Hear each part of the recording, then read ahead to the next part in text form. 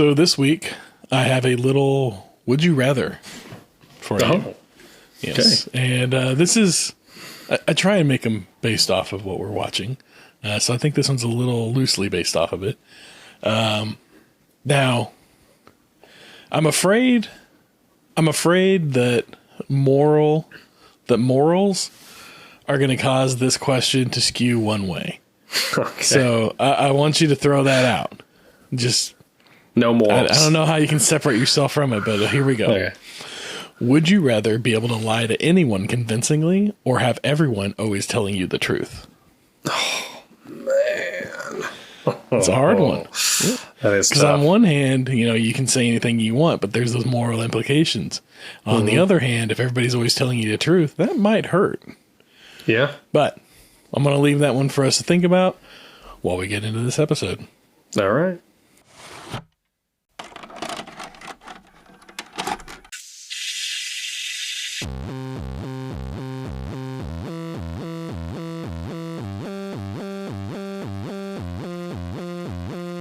Your local video store card. A comic book in your back pocket. Games with no tutorials. Music you had to discover. And drinking water straight from the hose. These are the things us millennials remember fondly. We are the Jennings brothers. Join us after the streetlights come on as we race our bikes from the top of the hill right down memory lane. Exchange those quarters because this podcast takes tokens.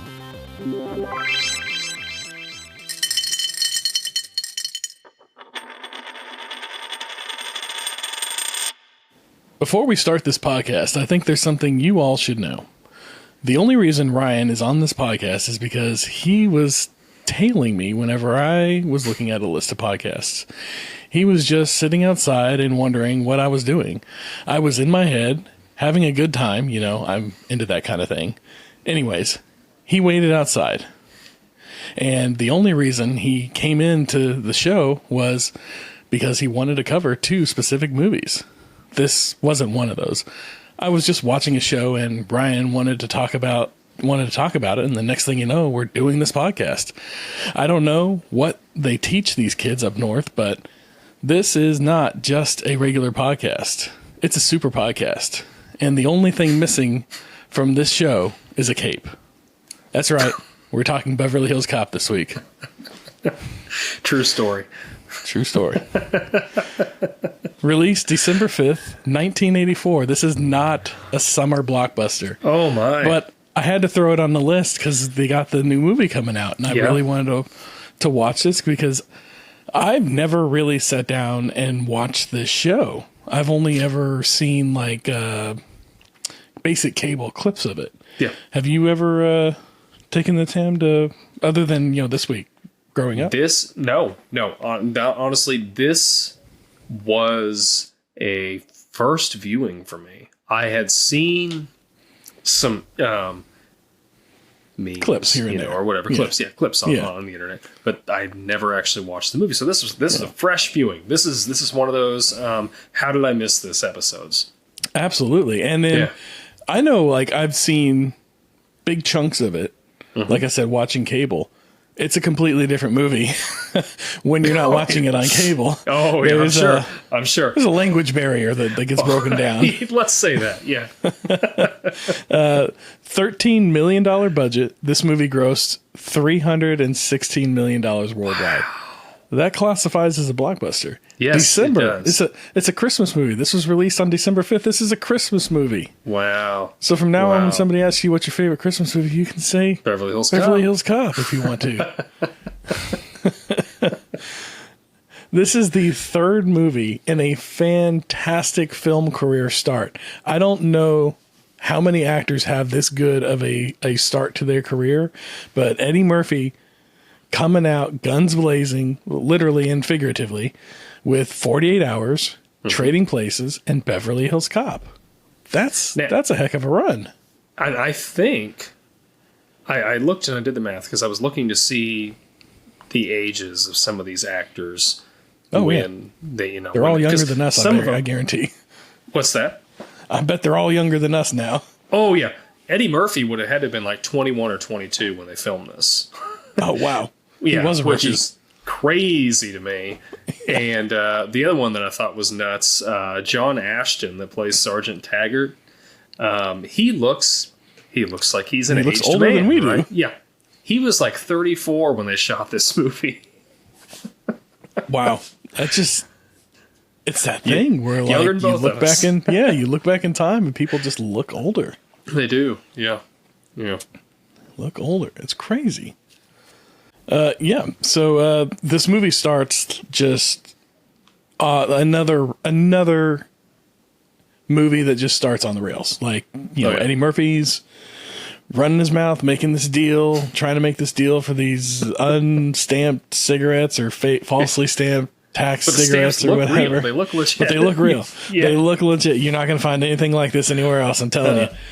But it starts out with that, and then we got a police chase that ensues, and then it turns out he's a cop, and now he's in trouble for starting this police chase or whatever.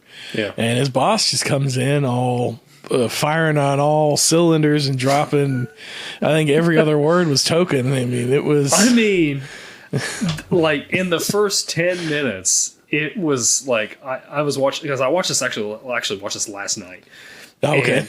And, like in the first 10 minutes, I'm like, if this was like a drinking game for every time, I mean, it was you'd be obliterated. There's a lot of language. This is not a kids movie for any of This you is out not there. not a kids movie, not a movie to watch for all. drinking. No. But I did like his chief. Yes. Is abrasive as he was, he had No almost nonsense. a lovable kind of a vibe about him. I don't know. Yeah.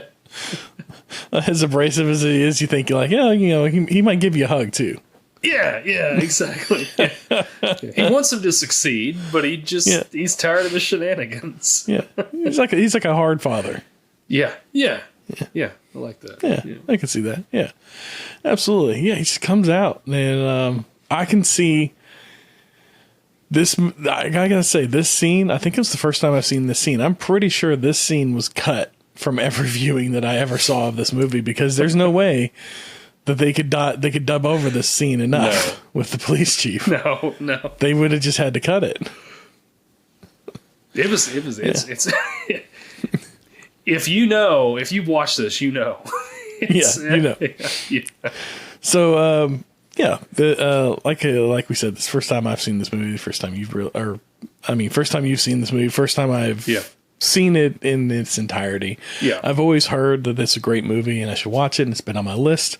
And then they've got the new movie coming out and releasing on Netflix here pretty soon in the coming days.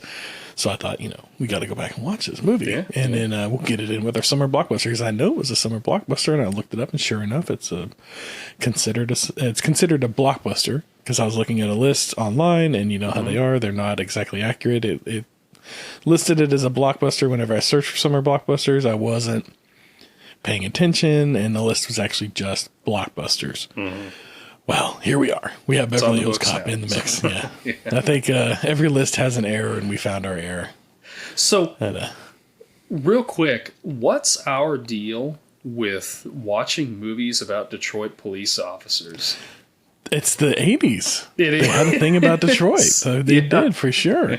Yeah. Absolutely. Yes. And really, this is the first R-rated action movie that we've reviewed from the 80s that did not have a toy line geared towards us. Oh, yeah. Which I feel like is a little bit of a miss. I would seek out an Eddie Murphy toy. I want an Axel Foley action figure. Yeah. Absolutely. And now that I think about it, I don't think I've ever seen one as... like we have all these new retro action figures that are coming out. I don't think I've ever seen an Axel Foley action figure or even an Axel Foley Funko Pop. No. You know what? Now that I think about it, I haven't either. How is there not an Axel Foley Funko Pop? Funko, we're telling you right now. Maybe they will with this new movie coming out. Because, they do tend to release like limited runs of some of these Oh, there is an Axel Foley Funko Pop. Oh, there is. Okay. Yes, there is an Axel Foley. Any guess at what the Axel Foley Funko Pop would look like? For those that are Funko Poppers, Pop Heads, whatever you want to call yourselves, it's the Pop Movies line 737. So I'm going to say it's him with the gray, I think it was like a gym t-shirt or long sleeve t-shirt on, and then he's got the dark blue hoodie with the rolled up sleeves. Oh, that's pretty accurate. Is it really? Except for one detail is missing. One detail is missing. Any guesses? Nothing? Is it the gun? No. He's holding bananas. Oh, is he really? He's holding bananas. Yes, yes. This pop is bananas. Yes, like there's actually there's two of them in this series, it looks like. Wow. Yeah, so they do have a Funko Pop for it. All right. Right on. I like it. May have to seek that out. Yeah. Anyways, back to our movie. Yeah. off of the toys for a minute. Yeah. Even though that gives us a little fun fact there. Yeah. You know. Funko Pop Absolutely. nailed it. They got it right. Although a good action figure, posable, just to look right and everything would be fun. But Yeah. I guess beggars can't be choosers. So watching this movie for the first time, anything stand out to you? As far as like scenes or anything like that? Well, so one thing that stood out to me, there's a couple things. One was, my Lord, did they use that theme song in about every dang scene? It was like, I liked it, but then it got to the point I'm like, okay, I have heard this a little too much.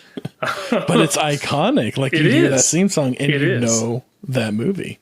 Yeah, and it's very 80s. Like whenever we were talking about 80s music, like doing our 80s music rundown, this is the sound that makes me think of 80s, is that synth. 100%. It is. Uh-huh. Yep. Yeah. 1984, it's captured it. Yes, it did. And then I noticed Jonathan Banks, Mike from Breaking Bad. He plays the hitman that shoots his friend. Yeah. I forgot that he was in Breaking Bad. I was watching it and I was thinking, oh, that's Ed O'Neill's brother from Modern Family. And that's the first thing that came to my mind. Too. Yeah. Oh my gosh. Oh, Modern Family. We'll have to do an episode on Modern Family sometimes. Yeah. No, I don't know. Like I'm trying to think of a specific scene that really stood out to me.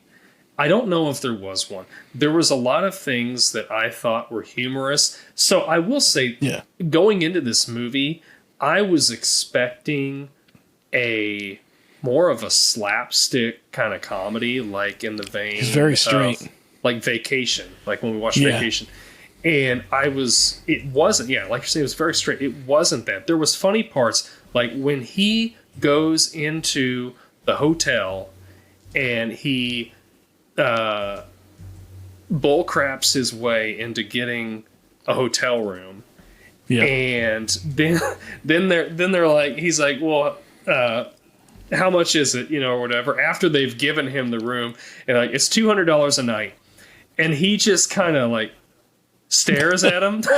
And there's like that 3 seconds where like he's staring, the manager's staring, and the lady at the not the host, you know what I'm talking about, the lady or whatever. Yeah, she's staring, and then it looks back at him, and then he's like, okay. Well, I can do that.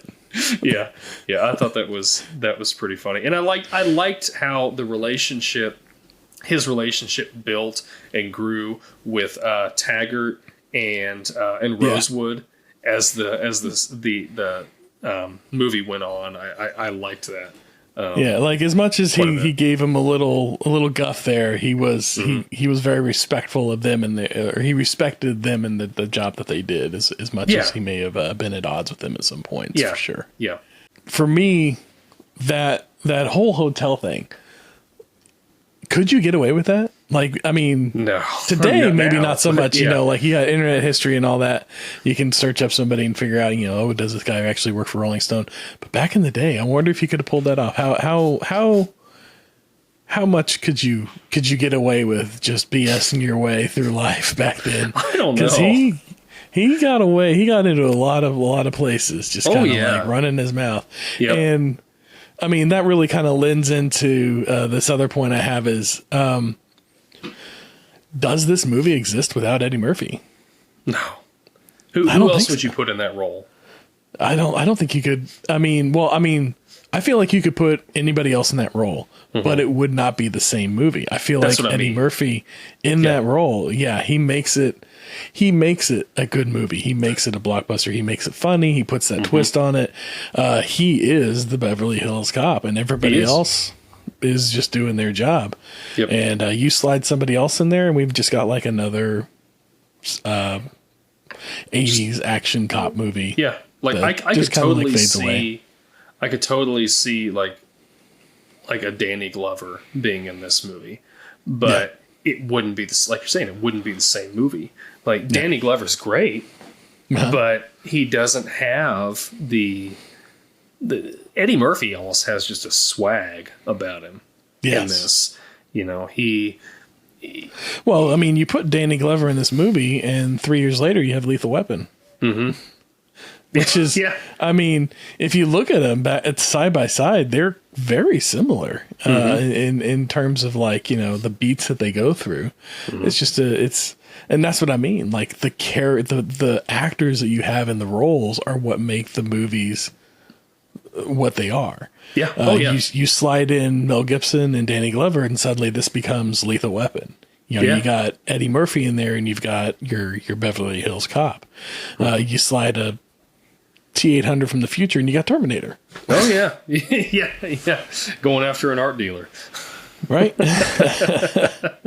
But yeah, this was definitely a formula that they used in the '80s for all these action movies. It was the beats were all very similar, and it just really came down to star power. And at the time, Eddie Murphy had it. Like he's coming out of Saturday Night Live, and he's got these other hit movies in his belt, which. 48 Hours is a movie I've never seen before, and that's going on my list. I'm going to have to go back and watch that one for sure, especially after this, because I think that'll be good. But Trading Places was always that's always a favorite of mine. And I think didn't they do? Netflix did a what was that? The Movies That Made Us. I think they did one on Trading Places, didn't they? Yeah. They may have mentioned it. In doing another one. Okay. Or I think they did like another documentary, and it was like about like 80s movies in general or something like that. And it might have been in that. I don't remember. Okay. But yeah, it may have been. I don't remember. But yeah, this was definitely like the 80s were very much Eddie Murphy's like era. I think. I know he did. I mean, obviously he's still making movies, but I know like when after he had kids, he decided to start to try to tone his movies down a little bit so his kids could watch them. Yeah. Which I understand that and I respect that. But I don't think on a comedic standpoint that they're as funny. Like you've got, you know, what was that? The Nutty Professor and all that stuff. And it's more just a bunch of like jokes about big people and stuff like that. And it's like, it's not as And it's Shrek. That was, you know. Yeah, he fun. Did do he lent his voice to that. Yeah. But yeah, like the other ones, I mean, I guess Nutty Professor, the first one, was okay. It was I could get down with that. But then it definitely leaned into like, okay, we're gonna get a little weird with this one, or we're gonna get a little campy, I guess is the better word than weird. Do you remember the movie Norbit that came out? Oh yeah, that was definitely like I never saw it, but that one looked awful. So not to get too far off topic of Beverly Hills Cop, but I remember my friend Leif that I was rooming with at the time, his girlfriend wanted to go see Norbit, and we were just looking for something to do that night. And she's like, "Let's go see Norbit," and we're like, "Okay." Like, we went in there. That's like the only movie I've ever walked out of. Like, it was so bad. I don't know that I've ever walked out on a movie before, but it was bad. I could see that. I've changed the channel on a movie before, but I don't know that I've ever walked out. There gets a point where you're like, well, I'm out $8. That's all there is to it. Yep. I can just recoup the next hour of my life. Yeah, exactly. Let's go get something to eat. Now, did you know? So, like, they got sequels to this movie, right? They got 2 and 3. 2 and 3, and then of course and the we new got one's coming out. The new one's coming out. Mm-hmm. There was a pilot for a TV series that they did back in 2013. Yeah, and Eddie Murphy was in it, and it looks like it was going to be his son, Aaron Foley, police officer on the rise, tries to escape underneath the shadow of his legendary father in Detroit. Yeah, so or Beverly Hills, sorry, yeah, so it was going to be Brandon T. Jackson was the one that was going to play his son. And he was actually, Eddie Murphy was in the movie, the made-for-TV movie or whatever, as, his father. And it got canned before it even aired, I think, in what I found on it, you can't watch it anywhere. Like, I don't think it ever really aired. I think it just kind of like made the rounds to like executives and stuff. And then they just kind of were like, we're going to pass on this one. So there was that. Speaking of one-liners and, movies with catchphrases, as they all tend to do, this one had a couple of good catchphrases in it that I probably, I don't know if they're really catchphrases so much as it's more in the way he delivers the line. Like, there's like the first one that comes to mind is I think he's in the art gallery with and he's having that conversation with the lady, his friend, for the first time, and they keep saying like get the pot out of here. And it's just the way he delivers it. Because it could have just been like, get the pot out of here. Yeah. But he's like, get the pot out of here. And it's that delivery. And that's what made it like a line in the movie. Or, like, you're not going to fall for the banana and tailpipe. Like, that kind of stuff. Like, it's definitely, it just proves it's the actor. It's not the character. It's not the writing necessarily. It's the actor that brings it to life. And so, in that vein of thinking, I can't remember what the guy's name is, but the guy that was in the art gallery that was like her assistant or whatever. Oh yeah, that was like the way he spoke, and he Branson Pinchot or whatever his name is. Yes, and he were like Axel couldn't quite understand what he was saying. And I don't know, like when he would ask him for like a coffee or something, it was, I don't know. Yeah. I was cracking up every time he was talking, the way he would speak. It was like you could understand it, but it was like you had to really strain to understand what he was saying. and there was like, I don't remember what it was. There was a line that he kept, or a word, I should say, that like he kept saying, and then they kept like repeating it like I think it was his name. It was Axel, wasn't it? Yeah. So like he kept saying, can you tell her that Axel Foley's here to see her? And he's like, what do you see? Like Ashwell. Yeah. He's like, no, Axel Ashwell. He just couldn't get it. Yeah. But I mean, that's another guy that like I remember seeing him in so much. Like there was what was that show that he did? Not Trading Places. I was thinking Cousins. While I was watching the movie. It was Perfect Strangers. Perfect Strangers. Yeah. It was great. It was always funny to watch, and it was just like he had that delivery, and he did this like weird, like ambiguous foreign accent. Yeah, he's like Gru before Gru. But yeah, it was another one where it's like the character, made the difference. Yeah, Or the actor made the difference for the character. He could have Yeah. been just like some throwaway nothing, and then Yeah. they did that, and it was great. Yeah, so it's just full of like all these little great interactions and characters, and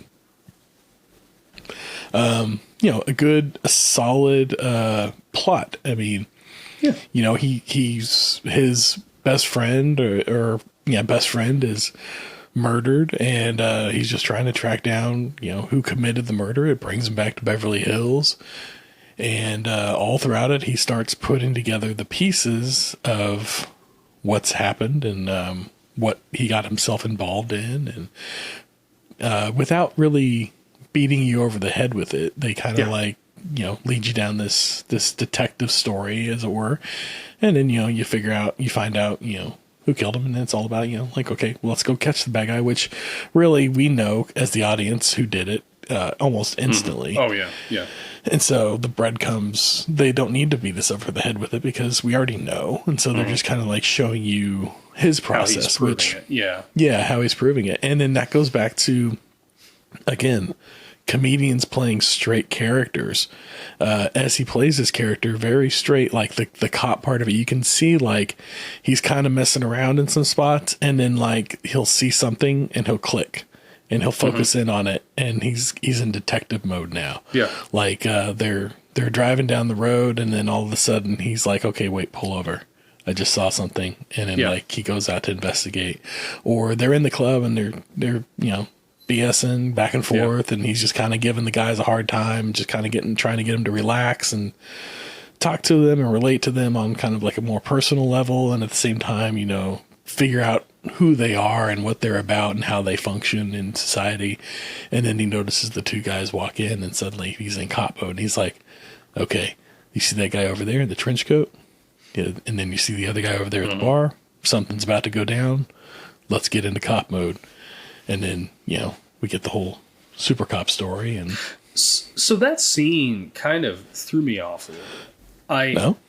I know, like, I mean, I know what was going on with it, but at first, when I was watching it, I was thinking that it was tied to his friend's murder.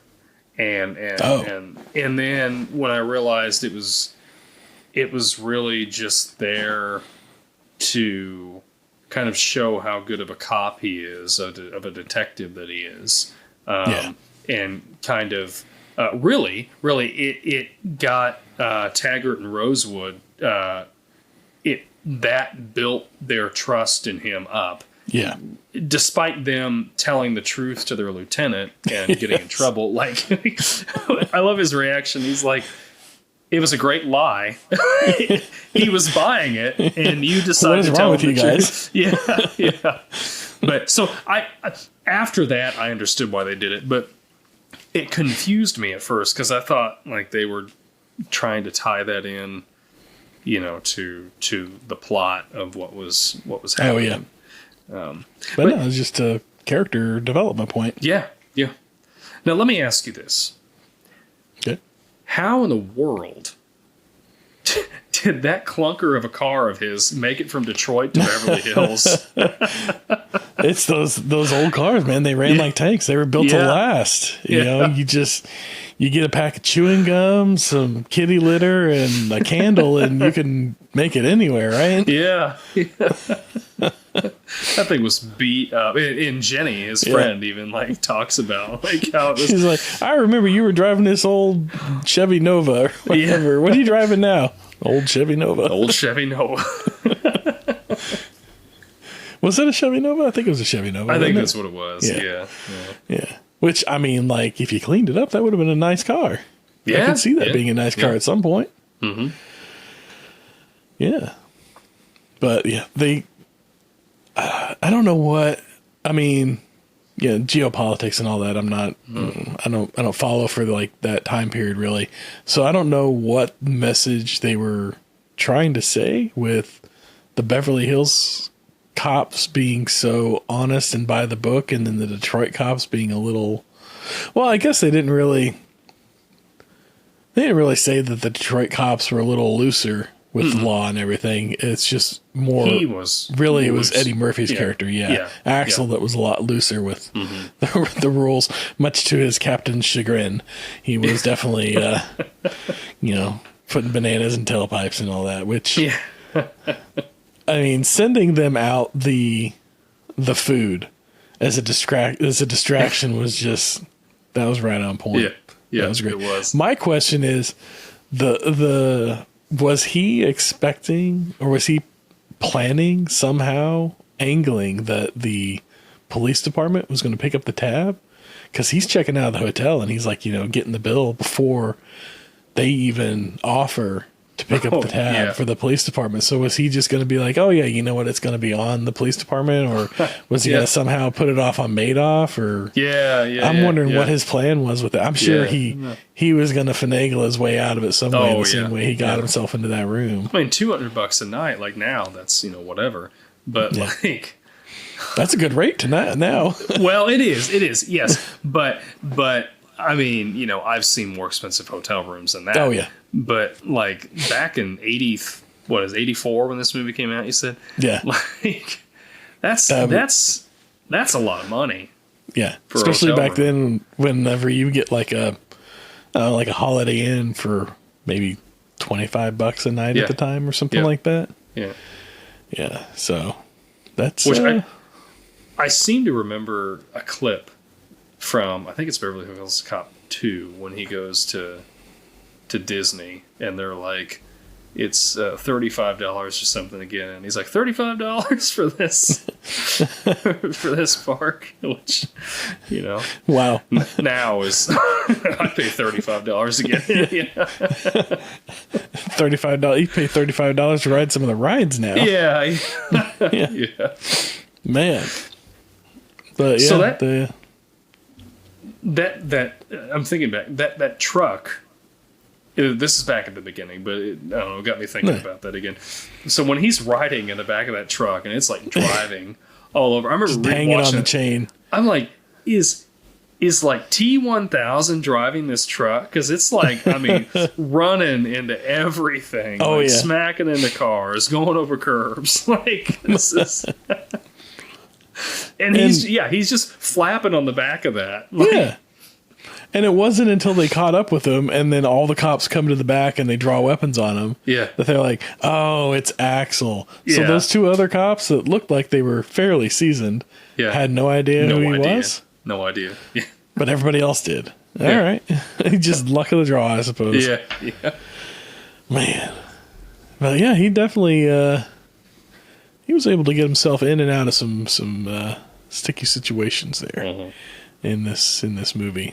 And it was fun. I did enjoy the movie, but I mean, without Eddie Murphy, I don't think I would have enjoyed this movie. No, I don't think I would have. I mean, I would have watched it. It would have been fine, but it wouldn't have been anything that I'd want to watch again. It'd be a forgettable movie, like without Eddie Murphy, it really would be. Absolutely. Because honestly, like the plot is there, and I'm not going to say the plot is like bad. It's not bad. It's solid, but it's thin. Yeah. But this movie, the script was nominated for like a Best Original Screenplay Oscar, and I'm like, what other movies did they have out, or what lack of movies did they have out that year for this to? Because, like I said, it's not a bad. 84 is a big year. Yeah. You had like Ghostbusters and I don't know, that was a big year for movies. Yeah. I mean, it didn't win, but it was nominated, and I just thought that was really weird because I don't know. I don't think that this movie warrants that much praise. Definitely blockbuster status. I mean, I could see a lot of people want to see this, but it was late 84, but yeah. It was still an 84 movie for sure. But like 84, you've got Dune came out in 84. That's a popular one. Cheech and Chong. Moscow on the Hudson. It says top movies: Hockey Night, Dune, Cow. Gremlins I can't. that year, I think, didn't it? Yeah, I think it did too. I don't know why none of that's coming up on my search. Yeah, I'm not getting Gremlins. I'm not getting Ghostbusters. I'm not getting. That was all 84, I thought. That was all 84. Pretty confident. Yeah. I don't know. What's this list from? Like, I just did a Google search and just whatever came up first, I'm going over. Footloose was 1984. Yeah. That was a popular one. There you go. Karate Kid. Yeah, Beverly Hills Cop. Yeah, there were some. And like we said, we're pretty sure Ghostbusters came out in that year. I'm like 99% sure that Ghostbusters came out that year. Didn't the Transformers movie come out that year? That big animated version one that they did? I don't remember. I don't know. I was never big into. I'm gonna get off the 1984 train. I'm just allowing myself to be distracted at this point. So it's a scene that I did like was when he sneaks into that shipping building. And he's walking around. The customs building. Building. He's walking around. That one guy's just pushing a cart, doesn't even look over. Anything wrong. Yeah. I'm like, how long has this guy worked here? Like, you would think, like, even though there's probably maybe a larger staff that works there, you would think you would have a pretty good idea of, you've at least seen everybody that works there, you know. But somebody who's not in uniform. Yeah. Security guard comes up to him, and he BS's his way through that, and he's like, he flashes his badge. Absolutely, yeah. And then one guy gets wise, and he's like, "Well, do you have a warrant?" And he's like, "Listen here, I don't need a warrant. Do I need a warrant? Yeah. You want to see my warrant? I'll show you my warrant." Yes. And then again, just BSing his way through it and getting away with it. Yep. Which, I mean, that's got to come back on you somewhere, right? Oh, I don't know. Yeah. I don't know. But he does. I think that's where, like, that's really when the movie excels, is when he's doing it, because it happens in so many scenes. There's that one where he goes to like the country club, and he's talking to the host, and he's like, "Oh, I need to talk to this guy," and he's like, "Well, how about this? You give me the message." Like, the host is very, very nice. You give me the message, and I'll give it to him. And so he starts going off on how he's like got this disease, and got these tests. Yeah. He said, "What's he says is, I got it wrote down here. He needs to get tested before stuff starts falling off." Yes. Well, you know what? That might be something that comes from you. It's Why better don't if you it comes go from tell him? you. You should go tell him. Yeah, absolutely. Yes. And that whole BSing thing, that reminds me a lot of one of our previous movies we did, Vacation. Chevy Chase and Fletch. Like, this runs pretty parallel to me as like Fletch did in terms of, like, you know, a guy that's just kind of like BSing his way through this mystery, or figuring out what's at the bottom of this. Except for, you know, Fletch, he's an investigative reporter, and we got a cop over here on Beverly Hills Cop. But that's that whole like running mouth, talking my way out of anything, whatever that him and Chevy Chase had. I don't think there was ever a movie where the two of them were together, but were they on Saturday Night Live at the same time? I can't remember if they were on at the same time. I think that, I don't know if they overlapped or not. Yeah. There was a good like decade and a half there where it was just star power on SNL every Saturday. Yes. And then like a decade where there wasn't. Yeah. But yeah, they're I don't know that they've ever been in a movie together. I don't know that they could be in a movie together, honestly. The two of them together might not work, but if it did work, it would be a phenomenal. I'm willing to bet. Yeah. Just watching the two of them go against each other would be great. Well, Beverly Hills Cop was surprisingly fun. I did enjoy it. I struggle with like I think it's because it's the first time I've watched it, so I don't have like a lot of like, oh, that thing that I really enjoyed, or this other thing that I really enjoyed. But like, yeah, just like his just getting up into his general, shenanigans. He had like he just had like a way of navigating this world, like this, like gives this street smarts thing that he had going for him. He sticks the bananas in the tailpipe, and that disables the car for Taggart and Rosewood, and they can't keep up with him, and he gets away. And then that second night, the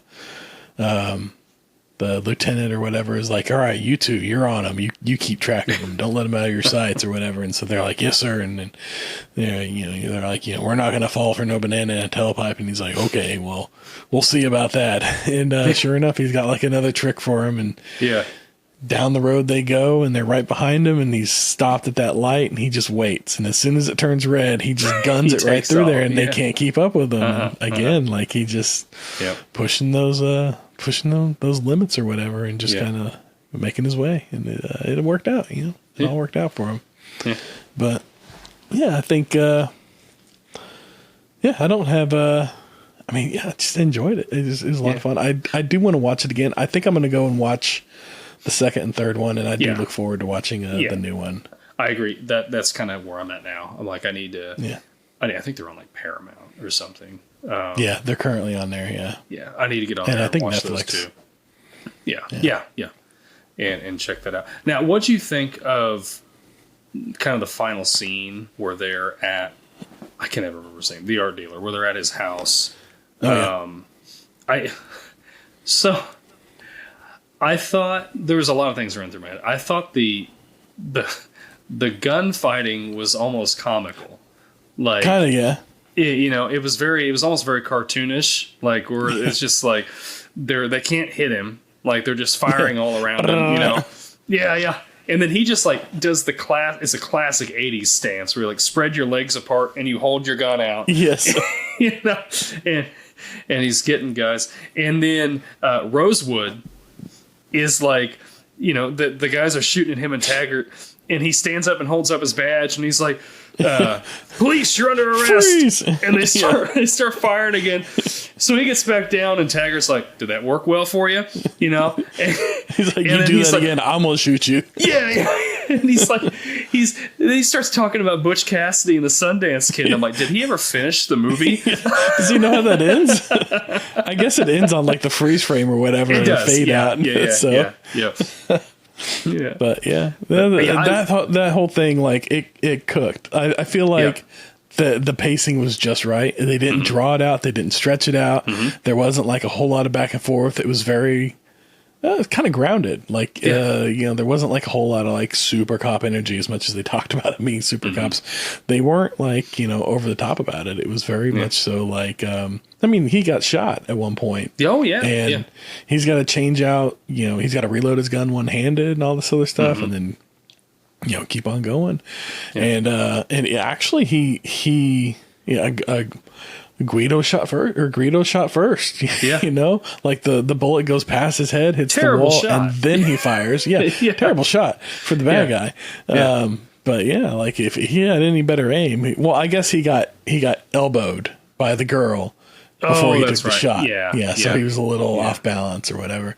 But the only thing that I was like, was Taggart and Rosewood trying to climb that wall. Oh, yeah. Right before the gunfire started. Yeah. Why are they trying to climb this wall? Why didn't they just walk right around the staircase? Yes, I don't understand why they're trying to climb this wall. Yeah, I couldn't quite figure that out either. I don't know if it was just to try to add some comic relief to the scene, must have been. Or something. It was just it was a touch out of place for me. Like, yeah. Especially like whenever he's like on his shoulders and they're kind of like stumbling around and getting a little oafish with it. I was like, yeah, okay, we're getting a little, low on the hit punching low on the comedy scale here, as it were. Yeah. And I kind of felt the same way whenever they brought out Damon Wayans' character. And he was playing the very flamboyant server. Yeah. And I was like, it's 80s. This is what they did. But that kind of stuff, at this point, I look at it and I'm like, it's a little low. But it is what it is. Yeah, yeah. And that's the thing. Like, we said that when we were doing our vacation episode. Like, Yeah. A lot of these movies in the 80s, the standards were lower because that's kind of what society was at the time. They played differences for laughs. They did. And, I think that we can look at that as just, you have to. Like, you just have to take it for what it is and then just watch the movie. You know what I mean? Yeah. Like I don't know. But I liked, like I said before, I grew to like Taggart and Rosewood's characters. I liked them quite a bit. I liked the way that they, just the relationship they grew with Axel. And I liked that the lieutenant at the end, he's BSing the captain. chief. Yeah, chief. The captain. And the captain looks over to Taggart and he's like, "Is this true?" It happened exactly as he said it did. And like he finally just like gives in and all right. Yeah. All is forgiven. Yeah. It's moral of the story. Just kind of go, yes and. Let's all improv it. Yeah. Well, I think that's all I got on our Super Cop. Beverly Hills Cop 3. Oh, but before I go, I just want you two to know something. All right, the Super Cop story, the Super Podcast story, it was working. Okay, it was working, and you messed it up. I'm just trying to figure it out, but hey, it's cool. It's cool. I like it. So, what do you want to do next week? Oh, 4th of July is coming up. Uh-huh. I think that the most fitting thing to go in with our blockbuster summer movie rewind, but not so much this episode, but still is whatever. It's our podcast. We can do whatever we want. So, Will Smith's Independence Day. Let's do that. Yes. That's a good one. I like it. Independence Day. And that's one that I've seen a good amount of times. That's one that's one of the ones I know that you and I went to the theater together to watch. Did we now? Yes, yeah. Okay. We did. I have vague memories of that time. That's what was that, like 95, 96, something like that? I think so. Yeah. 97 maybe 97. Yeah. Mm-hmm. I don't know. Yeah, that was it's a good movie. Yeah. Before we go, would you rather be able to lie to anybody or always have everybody telling you the truth? Truth. All right. Because that way you're not I don't know. I feel like when you lie, you've always got something over your head. Like I gotta keep this lie up. I don't tell other lies. Now I know you're saying that you're going to be able to. It's magical lies. Yeah, it's magical lies. Anybody's going to believe it, but I don't know. I'd rather know the truth, even if it's hurtful. I'd rather know the truth because I want to know where people stand. Like, give me the truth. All right.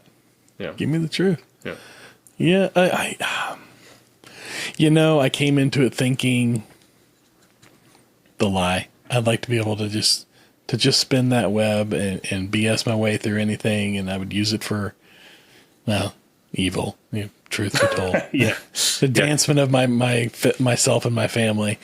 But after what you said there, you never being able to know, because if you're lying to everybody, who's to say they're not lying back at you? Mm-hmm. Mm-hmm. And always getting the truth, at least then you know where you stand. Yeah. So I think I'm gonna go with always having everybody tell you the truth. Yeah. Because at least then you know the truth. The truth is powerful. It truth is. It's very valuable too. It is. And it's very it's something that we take for granted, I think. So I'm gonna go with the truth. We to get all after school special. I don't know. I think it's good to just be truthful, and I think it's easier to work through stuff with people if everybody's just truthful, and then you've got a solid ground to go on and know where to go from there. That's right. Do whatever. It's right up there with the golden rule. Do unto others. Yeah. Yes. It is. So we're glad you were with us. We're glad you were with us in this moment of self-reflection and Kumbaya. And kumbaya. We love that you're here. And yeah, with that, we've reached another checkpoint. Remember that sharing is caring. Reviews help a lot. Please leave us a review. We would greatly appreciate it. Absolutely. You can always also send us an email. This podcast takes tokens@gmail.com. Let us know what you're thinking. Drop us a line.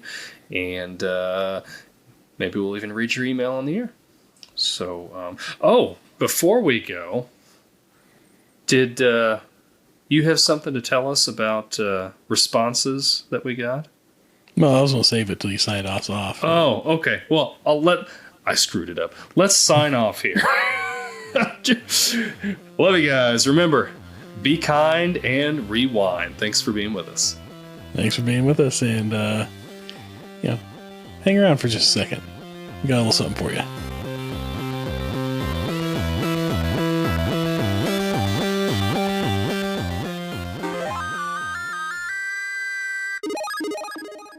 This podcast takes tokens is a Clay Street production. So yeah, we've got two more interactions, as they call it on Spotify. So as you know, and our audience who's been paying attention, or anybody who's who's of a certain age, or old enough, or young enough rather, to understand how Spotify works, knows that on some podcasts they'll have a question or a survey or something that you can answer and kind of interact with the podcast. Well, we have questions at the end of every podcast specific to that podcast, be it a choose one or the other or a fill in the blank. And recently we had two more interactions, and we like to read these out whenever we get them. Yeah. First one we had was for the Dragon Warrior episode. We asked, what's your favorite RPG? And we got a response. Fozzy Guy, that's a F0ZZYGUY, responded. Any guesses what maybe his favorite RPG was? I'll let you just Fantasy. Okay, Final Fantasy. I'll give you that's that. going to be my guess. Yeah. I'm not going to make you name a specific number, but I'll Yeah. give you Final Fantasy. When I think of not the RPGs, that's what I think of. So. It's not the one I was thinking, though. Like, I never hear this one. Final Fantasy VI. Oh. Right? Yeah. I have not heard a lot of people talk about Final Fantasy VI. So- 7 gets a lot of love. 7 1 gets and 3 get a lot of love. Well, here's the thing. That's it. 3 in the States is actually 6. Oh, really? Yeah. Maybe he means 6 then. That Or do you think 3. he means 3? I think that's exactly what he means. Oh, okay. Yep. All right. 6 is actually 3 over here. They released a couple more in Japan that they never released in the United States. Square just needs to get their stuff together. I don't know what they're doing over there. Just getting all like, why it was so complicated. They keep dropping numbers coming over here. And then, changing names on things, and just like, you're really screwing with the RPG genre. I know. This is why people don't like RPGs. It's because they just made it unnecessarily complicated with the numbering system and naming and all that. Now tell me this too. How is it the Final Fantasy? If there's 30 like of them? 16 of them. Now, I stole that joke from Dad. Because one time I was talking to him about Final Fantasy. I was playing Final Fantasy VIII, and he's like, well, how's it the Final Fantasy if there's 8 of them? I love it. Our father was not a gamer. No, but he had a sharp sense of humor. Yes, he did. Yeah. Man. All right. Well, so there's one. Then we have another one. This one came from our Burbs episode. Oh. I asked, and this was a survey question. I asked, does this movie deserve a place as a cult classic? Well, on the cult classic mantle.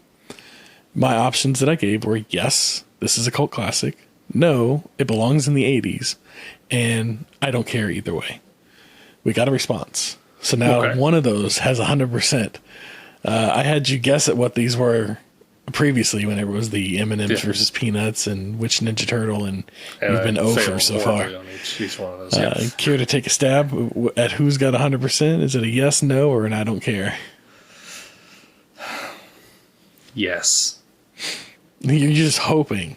I'm hoping is it it's a hope? Yes, because it's one of my it's favorite a yes. movies. It is a yes. It's a yes. God bless you. Yes. Somebody agrees with you. Now, the only thing is they don't say whenever you do the survey who left the response unless they have to do a fill in the blank one.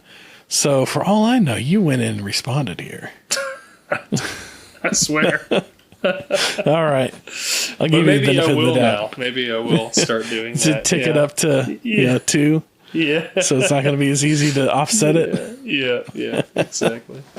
Now, one thing I do want to mention real quick before we make this kind of post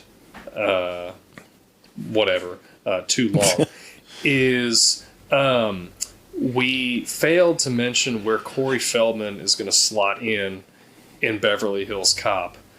Oh, I think he's too young.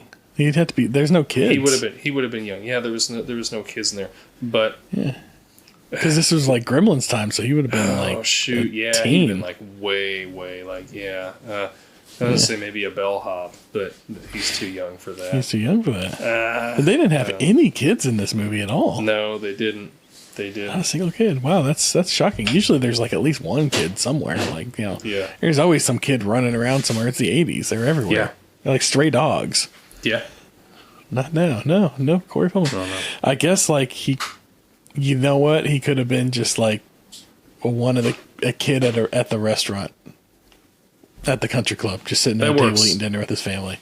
That works. We'll throw him in there.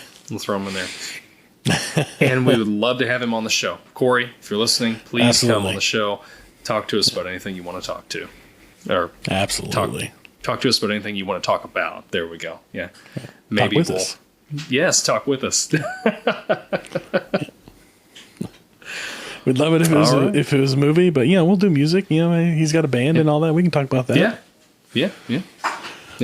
All right.